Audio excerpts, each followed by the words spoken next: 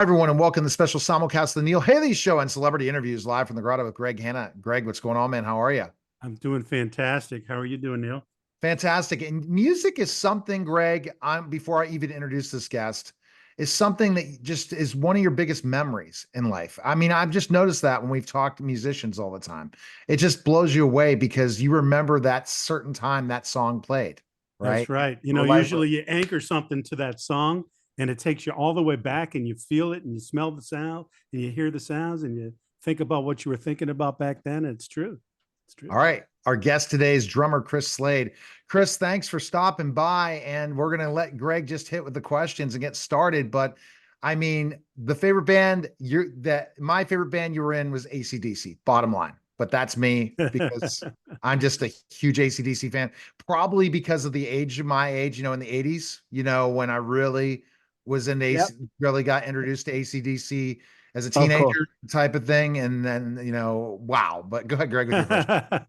That's hilarious. Hey, so Chris, did you always want to be a musician? No, I always wanted to be a drummer.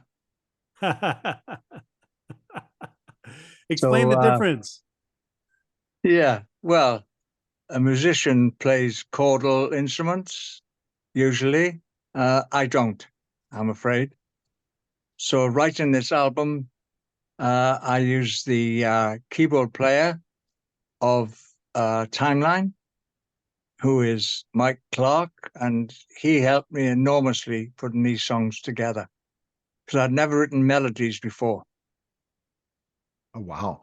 Okay. So talk about why you always want to be a drummer. Who were your favorite drummers growing up?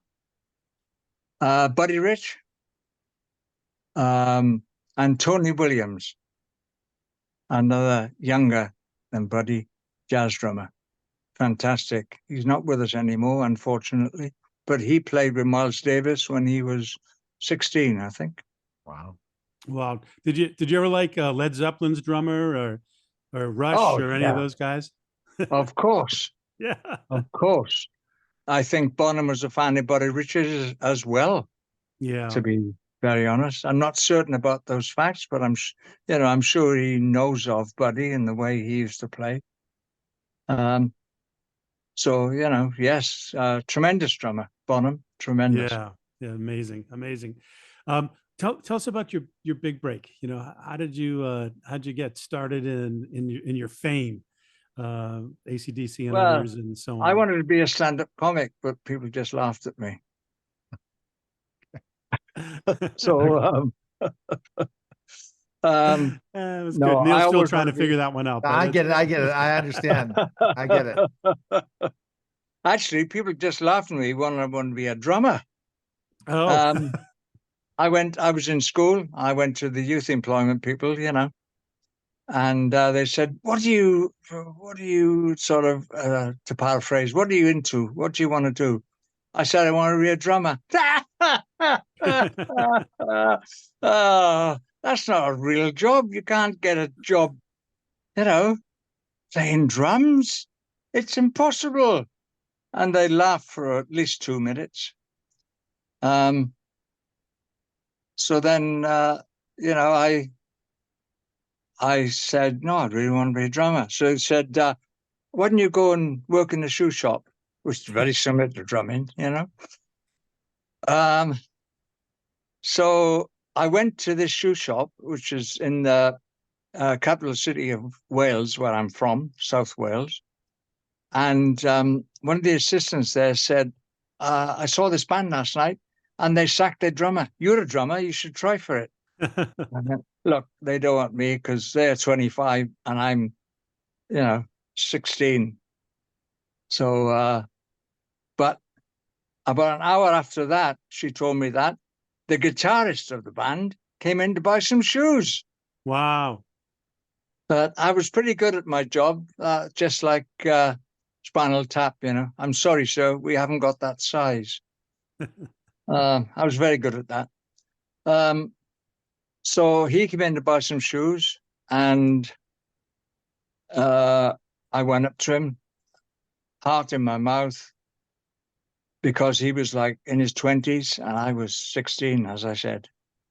So I went and I probably blurted out, I know you're Mike Roberts, and I know you're with Tommy Scott and the Senators, and you lost your drummer last night, and I'm a drummer. I live by Tom, so which I did. I lived about half a mile from Tommy Woodward, who was Tommy Scott, but of course he became Tom Jones. Wow. It's amazing. So a bit of synchronicity there, whatever you have to call it.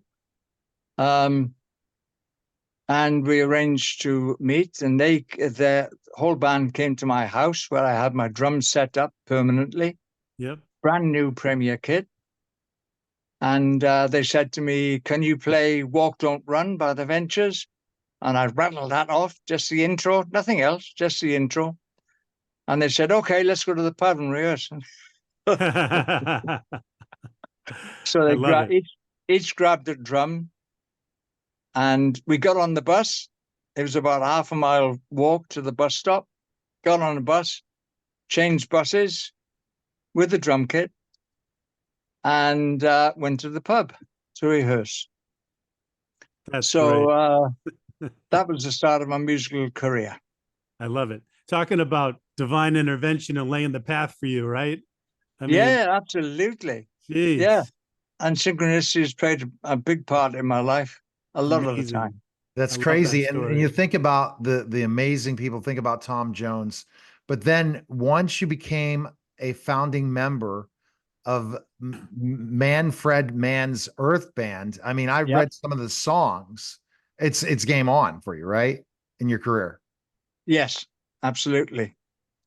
Wow.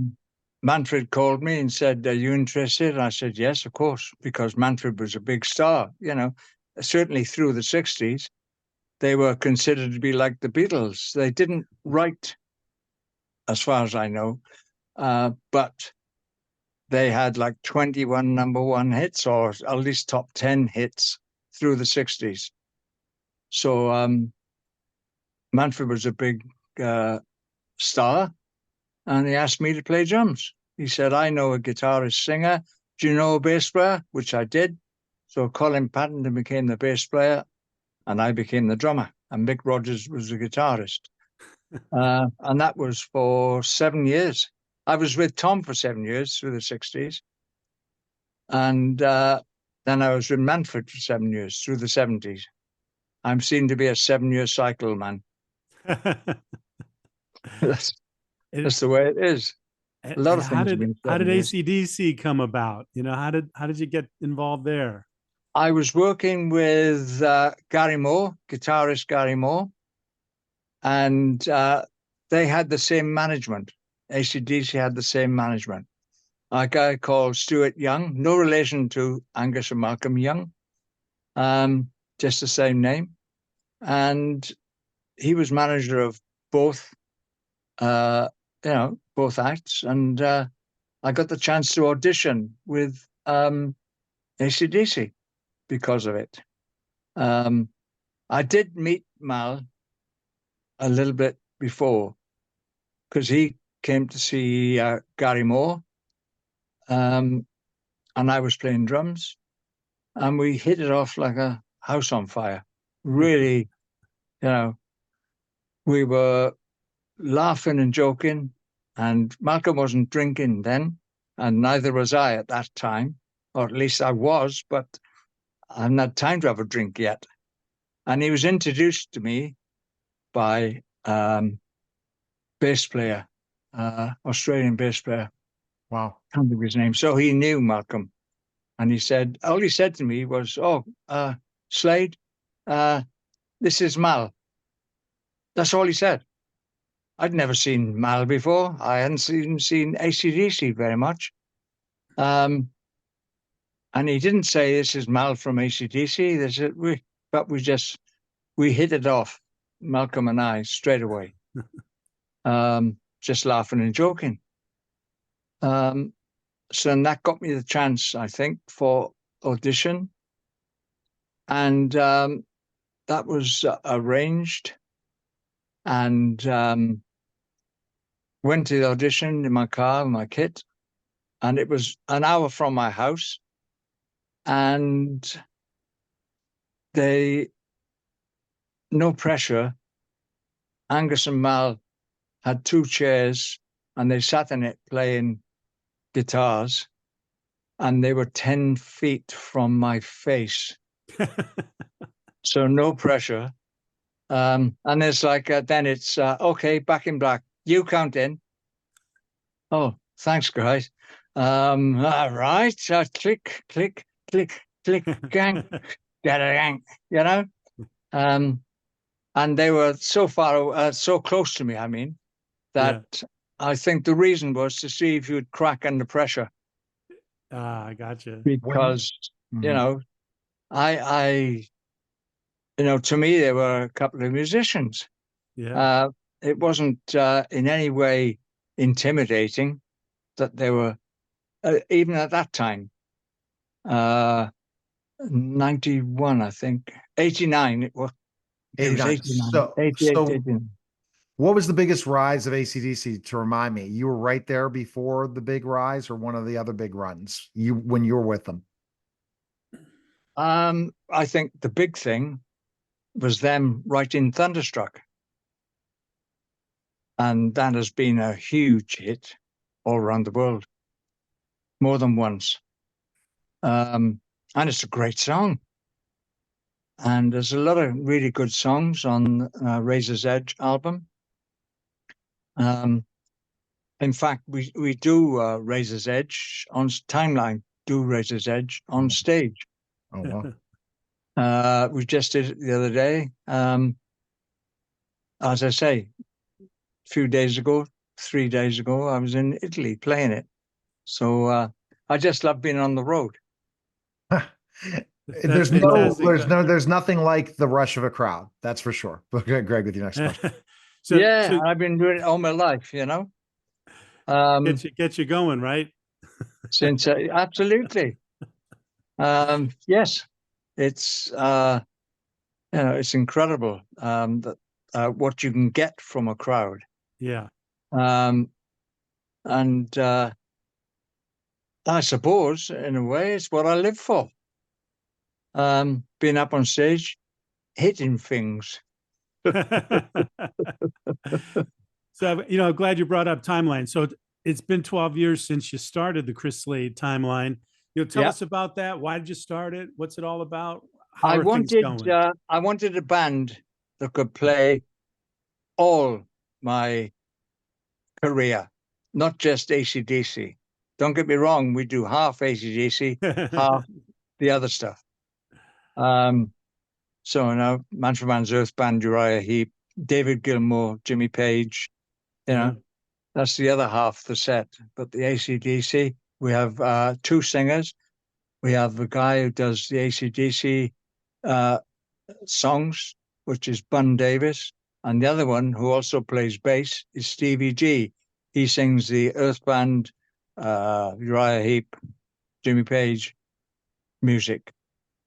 Wow. So it's it's a very adaptable band, and the guys, I knew the guys before, and I used to go and see them play pubs and clubs, and in the UK, and I knew they were more than capable of changing from ACDC to Manfred Mann's Earth Band because they used to do covers like Genesis and Kansas really, really well. So I knew they were more than capable with the singing and everything, harmonies, everything. Wow. I knew that they were great musicians. I'd known them for a long time, but I'd checked them out a few times. And then it came the point where I said, do you want to do this, guys? Because not all musicians want to play ACDC and say Tom Jones. They just don't. Oh, I play heavy, man. I'm a heavy player. I can't play that. I can't play Tom Jones. Yeah, But okay. so many. Well, I can. All right. Well, so many amazing hits in your band, for sure. Go ahead, Greg. Greg has a final question, Chris, and this question is for him and the listeners and viewers and everyone about what you've learned. But go ahead, Greg, with your question. Yeah, thanks. It's been so awesome talking to you, Chris. It's been amazing. It's probably my favorite interview all year. Thanks, Greg. Yeah, you're welcome, sir. So tell me, Chris, what do you feel is the most important thing in life you've ever learned? Oh, don't take it too seriously. That's the start. Always laugh at yourself, because if you don't, somebody else will. Many things. I'm quite philosophical, actually. I did a lot of meditation. It's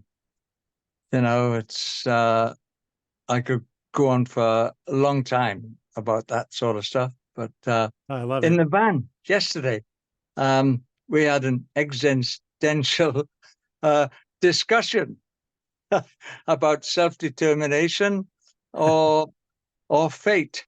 We really did. And it's the sort of thing we do.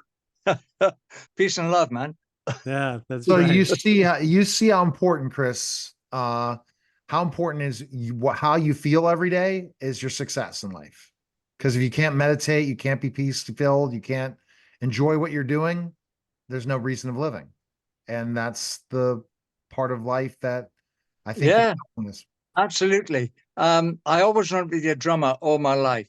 I haven't succeeded yet, but I'm working on it. I think you have. Where can we check out your album, your latest album? Where can we go? Brave Words Records.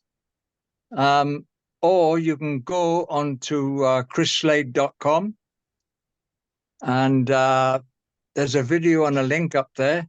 I think the Brave Words Records as well. I hope. I haven't had a chance to look yet, because I say we just came back for the weekend.